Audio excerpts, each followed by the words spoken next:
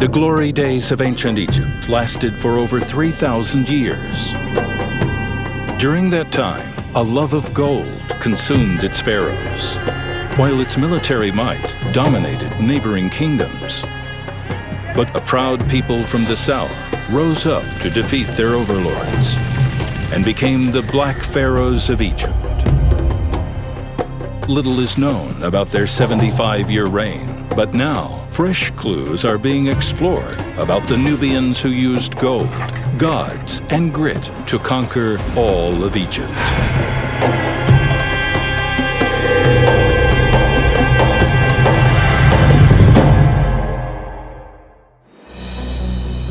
The Nubian Desert in northern Sudan. In ancient times, this was the center of a golden civilization called the Kush Empire. These aren't hills rising from the sand. They are the ruined tombs of Kushite kings and queens who once ruled over all of Egypt, but are now almost completely forgotten. This is the royal cemetery called El Kuru.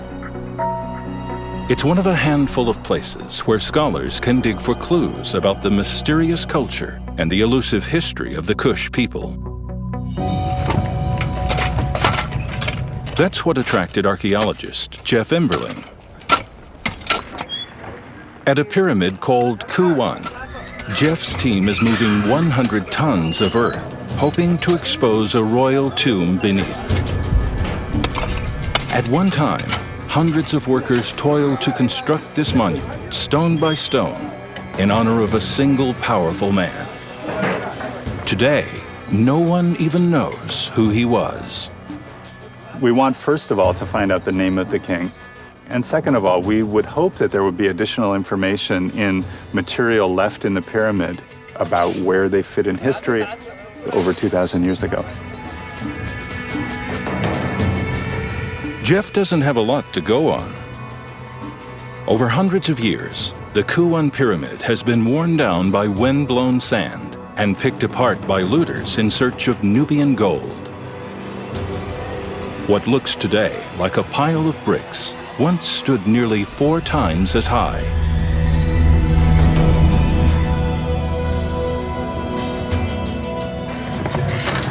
In modern times, this particular tomb has proven to be the toughest to crack, even for the man who first began excavating here. About 100 years ago, American archaeologist George Reisner excavated many Kush monuments and discovered the tombs of its most important kings. George Reisner was an amazing pioneer of archaeology in Kush.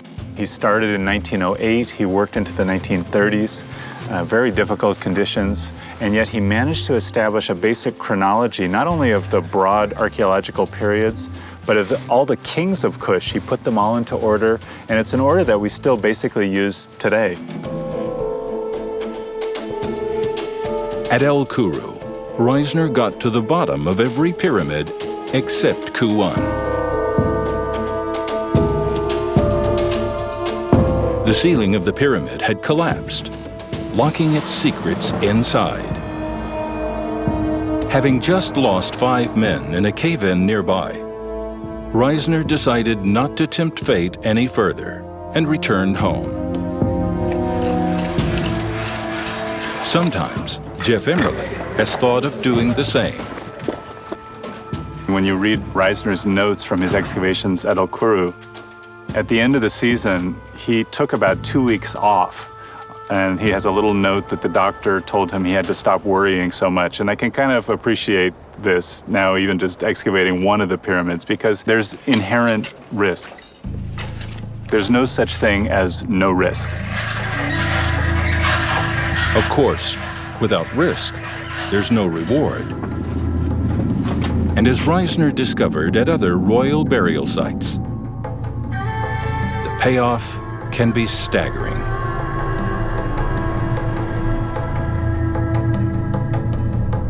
In the other nearby temples, Reisner recovered golden jewelry and stunning artifacts. long-lost masterpieces buried with the Kushite kings to enrich them in the afterlife. The Nubian craftsmanship was stunning, intricate and innovative. The artistry on display was sometimes even more impressive than the ornaments created to the north in Egypt. To find even one surviving item would be a triumph for Jeff. As an archaeologist, your dreams are often quite vivid about what you can find in a place. And so obviously these king's burials were once extremely rich with gold and silver objects and finely crafted, beautiful expressions of their religious sentiments as well as their status and prestige. So we could imagine finding all of those things inside the burial chamber. Jeff's first big revelation is not gold treasure, but a giant staircase. One fit for a king-size funeral procession. You can see that this staircase is really monumental. They've dug down through the solid rock to a depth of over 25 feet. But at the bottom of the staircase, an ominous sign. You can see just at the bottom there, the original doorway, and above it, an irregular hole. That irregular hole was dug by looters. Jeff believes the tomb must have been looted long ago by someone familiar with its layout. Unusually in this pyramid, the inner chamber is huge and high. And so it was only the people who built that would have known that digging over the doorway, they'd break into the open space of the chamber itself. The question is, how far in did the looters get? And what, if anything, did they leave behind? Jeff is hoping he'll soon find out. Already, he's excavated to the site of the cave-in that had blocked Reisner's path. We're in the second room of the pyramid. Its ceiling has entirely collapsed, covering whatever is below. I have a secret theory that the looters burrowed in here, and as they were digging, the ceiling collapsed on them. It was just such a collapse that foiled looters in another tomb, keeping some of the treasure safe for centuries until Reisner was able to dig it up. Jeff's taking precautions to ensure he and his team don't become the tomb's next victims. He's installing a special iron scaffolding to make sure the ceiling doesn't collapse as the team digs deeper and deeper into the pyramid.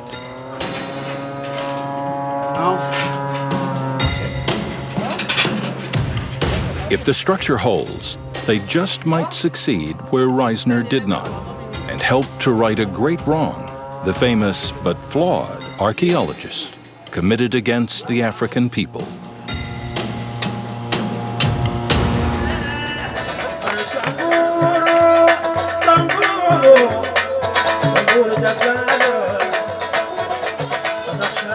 Throughout his time in Sudan, George Reisner excavated amid the rich local culture of his African hosts. He was pulling African history from the ground, but he was doing it at a time when racist delusions of ethnic superiority crippled his scientific judgment. Even as he was awed by the pyramids he excavated, he refused to believe they could have been built by the ancestors of the black Africans he saw all around him, even when clear evidence of the truth was staring him in the face. In 1916, Reisner's team uncovered beautiful granite statues of the great Kushite kings with features that strongly resembled black Africans. Reisner argued they were not accurate likenesses. Instead, his scholarly articles asserted that the kings and the builders of all the Kushite monuments must have been light-skinned foreigners. I think it just challenges so fundamentally some of his personal views about what people in the Sudan were capable of, that he finds it really difficult to suddenly read the evidence. Such a huge challenge that he can't get over it. Reisner wasn't the last or the first to underestimate the Kushites.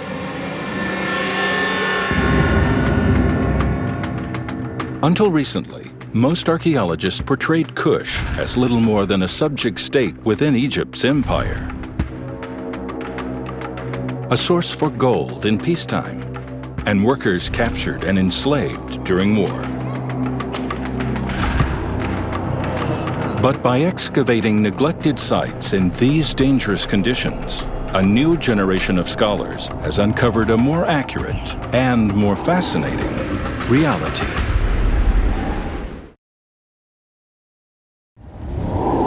The ancient Kushite Empire was far more advanced than anyone previously believed.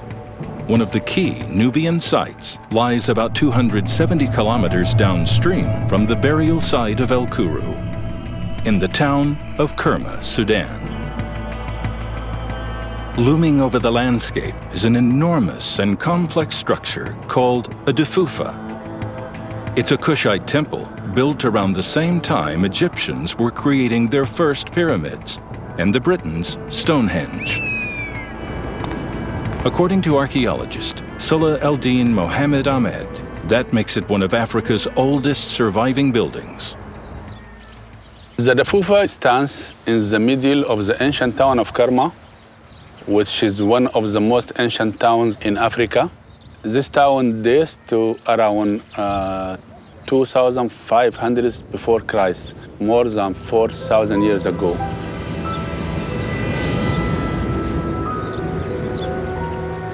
The Defufa's building blocks are not stone, they're man-made bricks, evidence that the Nubians knew as much about construction as the Egyptians did at that time. Also around Kerma, a vast cemetery preserving elaborate burial practices points to a civilization that was already well developed in 2000 BC, when its better-known neighbor, Egypt, was uniting into a Pharaoh-led empire.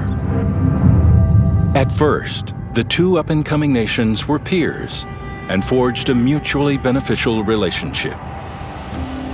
It was often a relationship based on trade.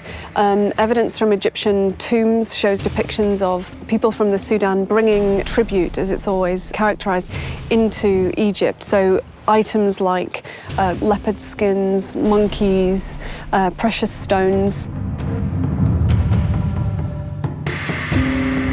Because of its location on the Nile, Kerma grew into a thriving trade hub between sub-Saharan Africa and Egypt, funneling ebony, ivory, and exotic animals north. But Kush's rise to power was really fueled by one thing: gold. Kushites and Egyptians valued gold for several reasons. It's rare, but not impossible to find. It's easy to smelt. It doesn't tarnish. And it's a symbol for the desert's most dominant feature, the sun. This pendant, recovered from a Kush royal tomb, is a raw nugget of gold, a sign that for the Kush people, gold had its own inherent mystical properties. Their Egyptian neighbors had an insatiable appetite for jewelry, gold leaf coffins, and funerary masks of the kind made famous by King Tut. Much of that gold was mined in Kush. Kush was traditionally known to the Egyptian as the land of gold. So most of the gold of the Egyptian state came from Nubia, and mostly came from this area and also from the eastern desert to the east of Kerma.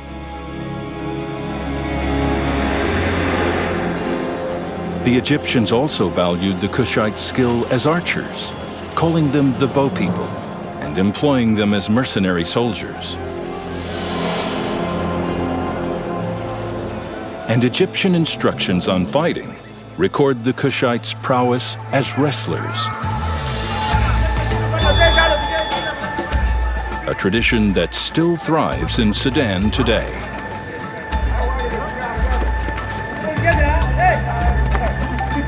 The military skills the Kush honed in the service of their Egyptian neighbors were eventually turned on the great empire itself.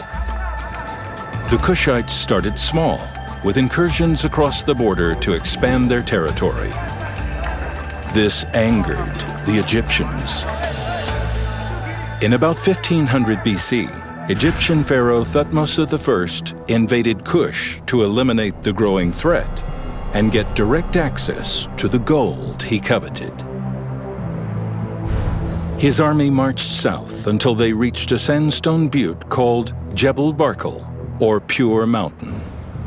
This would become one of the holiest and most disputed sites in the history of the world. Jebel Barkal had long been a landmark on the ancient highway following the fabled river. But this mountain was much more than a milepost to both Kushite and Egyptian people. Much of Jebel Barkal's mystique comes from an unusual natural tower separate from the mountain that rises nearly 76 meters into the sky. For Kushites, the pillar's phallic shape made it a symbol of creation and fertility. And according to archaeologist Tim Kendall, the Egyptians attached several more layers of significance to the sandstone tower. What made this mountain so powerful and meaningful to the ancient Egyptians was the fact that it had this gigantic spire-like pinnacle on its south face that reminded them of multiple things that had great religious meaning. On the one hand, it looked like a rearing cobra. On the other hand, it looked like a standing king, Osiris, the mythical first king of Egypt.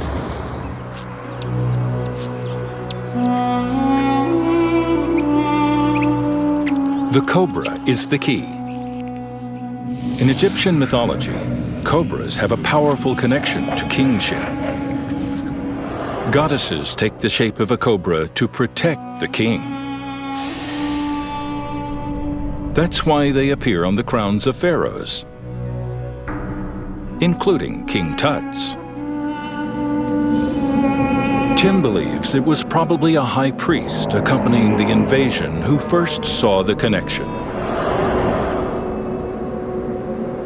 Jebel Barkal was declared to be the birthplace of the god of gods, Amun, and it provided moral justification to Pharaoh Thutmose I for seizing the Kush territory. It confirmed the king's feeling that he was the rightful ruler of this place. Here was the center of the primeval god who'd started kingship here, and he was the heir of this kingship, and he had an absolute right to rule Kush. For the next 400 years, Egyptian rulers honored Jebel Barkal by building temples in its shadow. And many sought to capture the mountain's divine magic by traveling the long road to Nubia in order to be crowned at this sacred birthplace of Amun, the holy father of the pharaohs. We don't know exactly what happened in this temple, but we think that the king came in here during his coronation, came into this inner chamber with the god Amun, in an effigy, of course. Here, the two of them, father and son, united with the god Osiris, the mythical first king of Egypt. And then he went forth from the temple, climbed up the steps, sat down on the throne, and became king, and got up and stood on the porch and was greeted by the mob outside as the new living god. In the beginning, the Kushites were forced to accept the religion of their conquerors in order to survive. They worshipped at the temples built by the Egyptians. Eventually, they surpassed even their conquerors in the intensity of their belief. The Kushite royals began building their tombs in the shape of pyramids, and the gold jewelry found in those tombs testifies to their devotion to the Egyptian gods. Isis, Hathor, Amun in the shape of a ram, all found by George Reisner in Kushite tombs. They were adopting a worldview that had been long established, and they saw themselves fitting into it perfectly. For 300 years, the Egyptians occupied Kush and imposed upon them the cults of Amun. Jebel Barkal was the epicenter of the fundamentalist fervor. The mountain kindled the religious spark that in time would set Egypt ablaze and turn Cushites into pharaohs.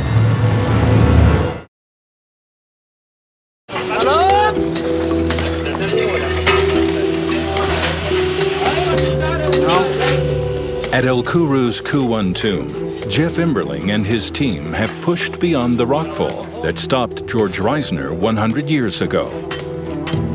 For the Sudanese team members, like foreman Mansour Mohammed Ahmed, this is truly sacred ground.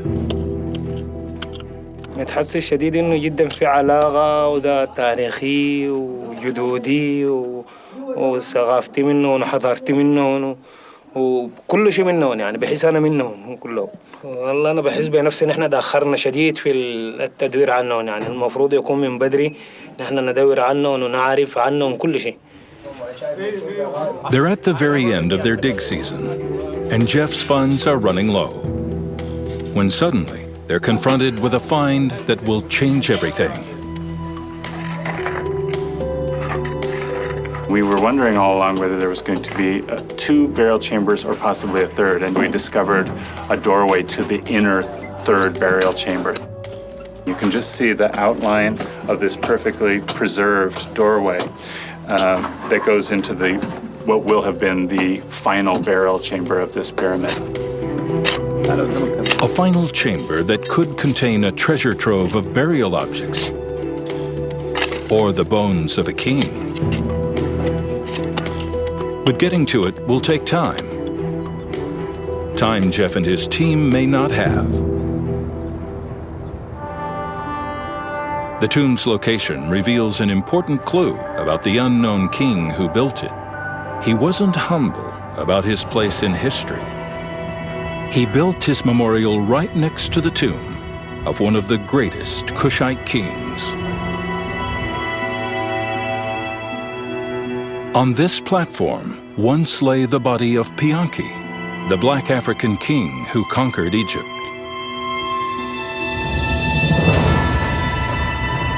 By 700 BC, some 800 years after their invasion, Egypt had withdrawn from Kush. The new kingdom empires of Tutankhamun and Ramses II had fallen to chaos. Warlords from Libya fought for control of the north, while priests in Thebes tried to hold the south together. The priests feared their cult of Amun would be destroyed. They knew their survival depended on reuniting the torn nation. So the Egyptian priests begged for help from a most unlikely source, their former colony, Kush. There, the young king, Pianki, heard their call. A devout follower of Amun, he was eager to fight for his god. He vowed to repel the Libyan kings, confident that with Amun on his side, he could not lose. His forces moved north on the Nile to Thebes. He told his army, "String the bow and let loose the arrow. Let the people of the Northland taste my fingers."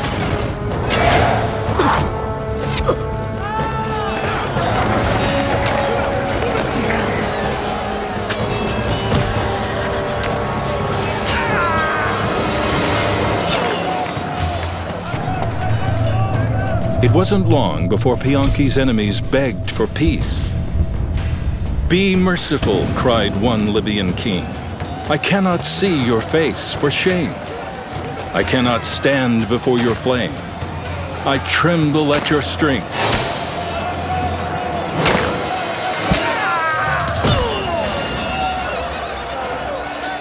The fact that Cush was able to conquer Egypt is really a David and Goliath story. Egypt has these huge cities, huge temples, lots and lots of people. And Kush, the settlements are more dispersed. So we're trying to figure out exactly how Kush was able to amass that military power. In one of history's greatest upsets, Kushite King Pianki and his successors became Egypt's 25th dynasty. Their reign would be unlike any other before or since. The Kushite pharaohs controlled more area than any other dynasty, stretching from modern-day Khartoum to the Mediterranean, becoming rivals of mighty Assyria and Greece. This empire, built on gold, was now in power because of its religious belief and its military skill. Political power has always been connected with religious beliefs. To convince the people that you have the right to rule over them, you have to be religious. And they're using this to control everything, the gold mines, the trade routes, and everything. Pianki ruled from Kush for about a dozen years before handing the crown over to his younger brother, Shabaka. Shabaka moved north to take over the Egyptian capital, Memphis, and settle unrest in the Nile Delta. He launched a renaissance of building on a scale not seen since Egypt's New Kingdom heyday.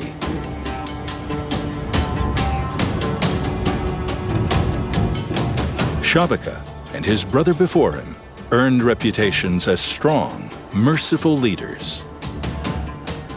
They were famous for their piety and their magnanimity. For example, they didn't slaughter their prisoners, they forgave them. They put them to work digging canals. These are completely uncharacteristic features of ancient kings. Pianki and Shabaka paved the way for another Kushite pharaoh, Taharka, who battled Egypt's foes far beyond the empire's borders. Around 700 BC, he even saved Jerusalem and King Solomon's temple from an assault by the Assyrians. For this act, recorded in the Old Testament, Hebrew historians hail Taharka as a savior of the people. Like the Egyptian rulers, Taharka tied himself to the sacred mountain. But he put his own stamp on the holy site. In the 1930s, some British officials studying the mountain face with binoculars had seen that there was some traces of ancient workmanship up at the top of this rock spire that was completely inaccessible. Decades later, a young archaeologist decided to get a look at it up close. Well, I wasn't a climber, I just had this drive to find out what this thing was, so I became a climber in order to solve this mystery. And I'm not sure I'd do it again. Tim made repeated, daring ascents and found an ancient inscription carved into the stone by Taharka. But climbing the crumbling 76-meter spire while photographing it was no easy feat. For his final report on the summit, he needs better photographs. When we did this exercise in 1987, our results from today's perspective are fairly primitive. So we should bring that down, Maddie. Right along here. Fortunately, I connected with two professional climbers, and I asked them if they could climb up and finish the job. Construction materials up there, and that's the way we went up in 1987. British climbers Hazel Findlay and Madeline Cope have scaled walls all over the world, but this will be their first attempted summit in Sudan. Footing here is really unstable, so if you can hold on. Can we gear up? Cool. When we went up in 1987 and 89, we only had slides. Before the digital age, our capabilities are so much better nowadays, so it's great to be able to do this again and have good photographs. Were there any sort of did you see quite a lot of big cracks? when you were up there? I think they're enough. I think you'll find enough to get along. But there's a stretch up there where there's not much. Yeah? Don't drag that rope across to the right, because there's a big boulder perched on the ledge there. Okay, I'll pull on the other one.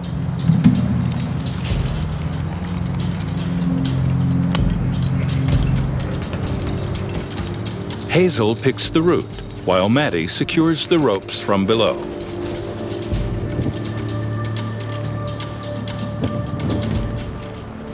Hey, I'm just going slow because I don't have any pro. It's actually, like, a tiny bit scary.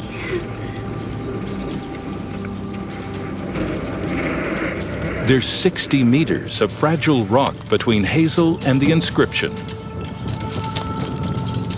Fortunately for the climbers, Cushites left them something to hang on to. Huge holes bored into solid sandstone. Once, those holes held the wooden beams of a supersized scaffolding. Workers would have built the frame from the ground up, using a crane to hoist each beam into place.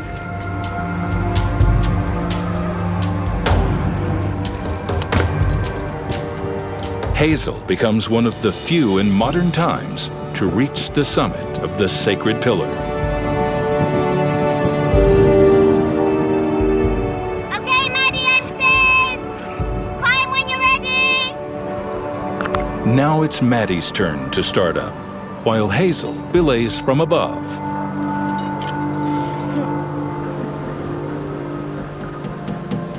Yeah, definitely carefully going to all of these holes. All right, on the summit. Yeah. Congratulations, you made it. Now it's time for the real work to begin. Rappelling down the cliff face, Hazel looks for the engraving that few have seen up close since the Cushites created it more than 2,600 years ago. Placed under a statue of the Pharaoh Taharka, it was a bold declaration proclaiming his triumphs. A little bit farther down. Great, now move around to the front. You see the inscription up there? Oh, yeah. How does it look? Crumbling. It looks like the left edge of the inscription has crumbled away.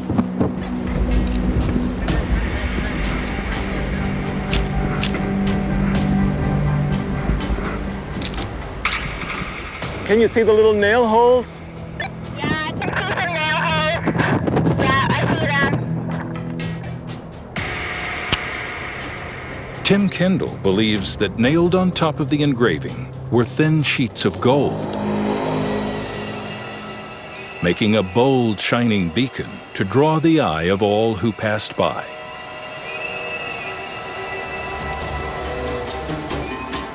No, I don't even have a picture of that. So that's great. That's a wonderful shot.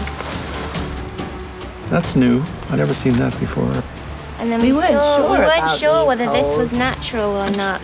It was really deep, long. So they were really hauling up stones and cement. Yeah. Well, this will be really great to add to the final report. 8 years later. I know, 28 years later. The damaged plaque was Taharka's declaration of his own divinity and a defiant jab at the Assyrians.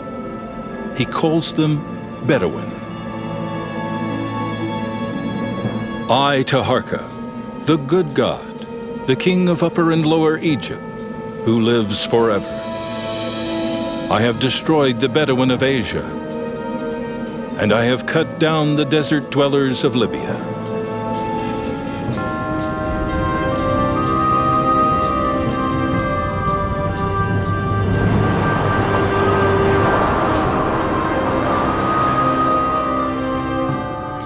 Despite Taharka's tough talk, by the end of his reign, he had very little of Egypt left under his control.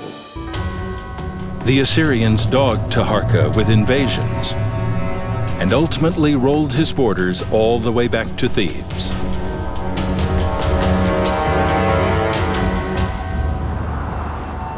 But Jebel Barkal stayed under Kushite control. And there, according to Tim Kendall, Taharqa chose a special place to be buried and spend eternity, full of religious and astrological significance. If you're standing on the top of Jebel Barkal, you can see Taharqa's pyramid in the distance. And on New Year's Day, which would be about July 31st, the sun would appear to rise directly over the king's tomb. 3.5 months later, if you're standing on the summit of Taharqa's pyramid looking to Jebel Barkal, the sun sets right over the pinnacle, and the pinnacle looks like the god Osiris. The setting sun symbolizes the god's death.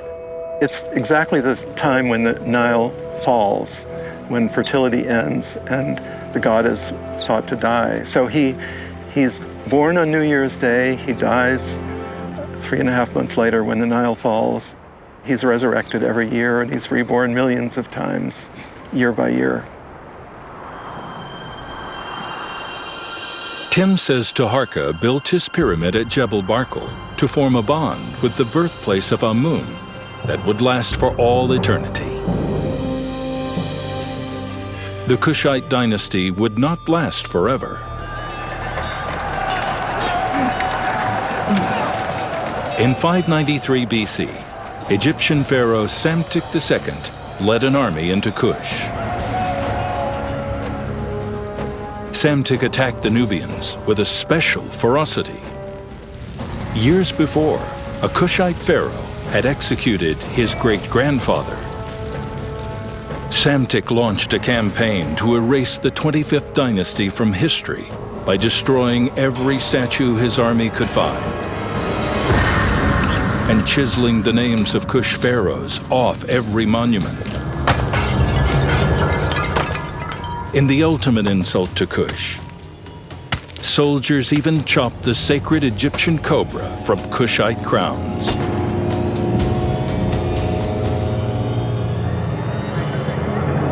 The rewriting of history persists to this day. For example, just by looking at the facade of the Cairo Museum, where all the great dynasties of Egypt are inscribed on panels, marble panels. The only dynasty that's omitted is the 25th.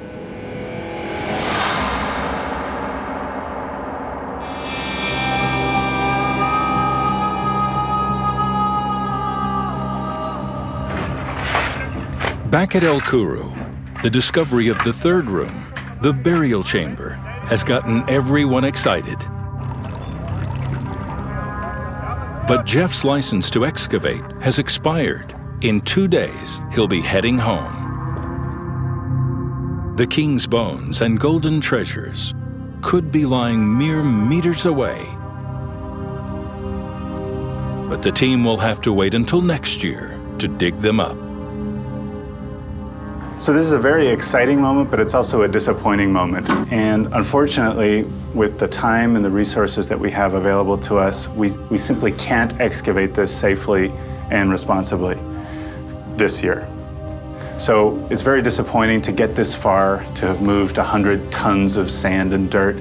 But we know that it will be here for us next year, and we'll return and hope to find wonderful things.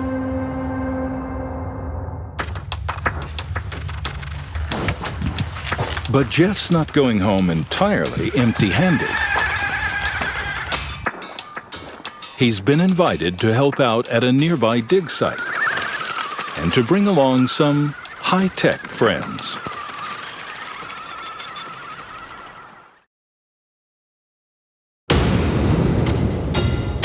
This is Zuma Village, the site of a noble burial mound built around 1,000 years after Pharaoh Taharqa died.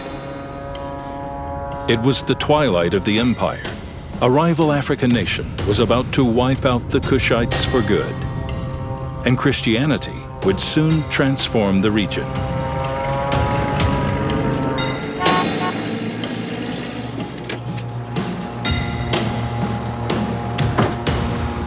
Hi, Jeff. Yeah, Mahmoud. Hello, Jeff. How are you? Nice to see you. كله تمام؟ كله تمام. الحمد لله. I have something here for you to see. Come along. At Zuma, Jeff's colleague Mahmoud El Tayyib has made an important new discovery. Jeff, now we are approaching to the burial chamber. I will show you. The layout of this white sandstone tomb is different from Khu 1. Here, a tunnel leads back to a shaft with burial chambers below.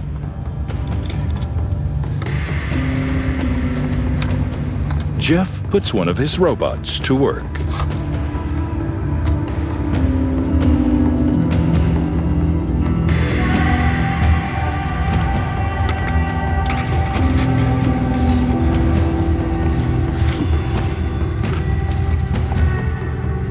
There's no gold here.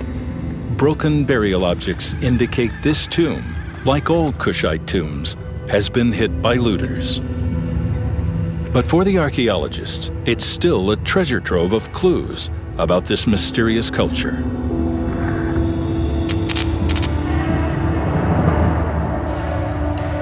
Amazing. Isn't that incredible? Okay, so there is a long-necked jar in the back. Is that another variety of beer jar? We'll pan over to the right. There's a pot stand with a cup. And what's that inside the cup there? It's a stone. Just fallen perfectly into the cup. Wow. The brick and mortar wall looks like it could have been built yesterday, but it's as old as the tomb, protected from the elements for 1,500 years. I'm going to just see if we can get a good view of the burial itself.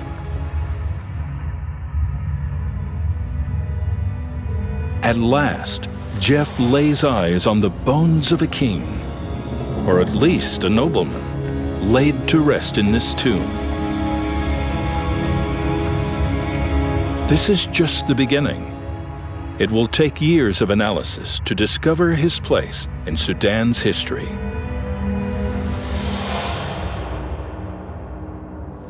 I really dreamed to find something extraordinary, and that was great, really, to have such finds. Burials for kings. If I could talk to him, I would ask him, who are you?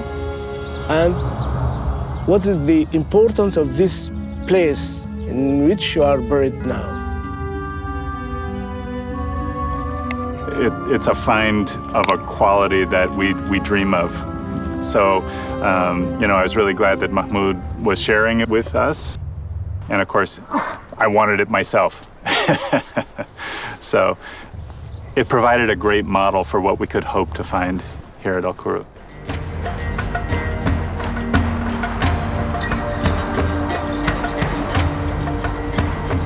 By the time the village of Zuma was created, Egypt's influence had waned, and the kings of Kush no longer built grand pyramid tombs.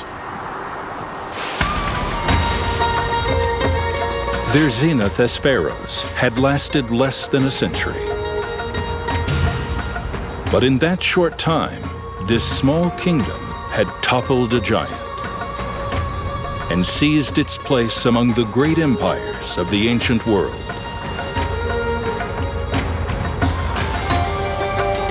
And now, thanks to the science underway in Sudan, the Black Pharaoh's empire of gold is stepping out of the shadows forever.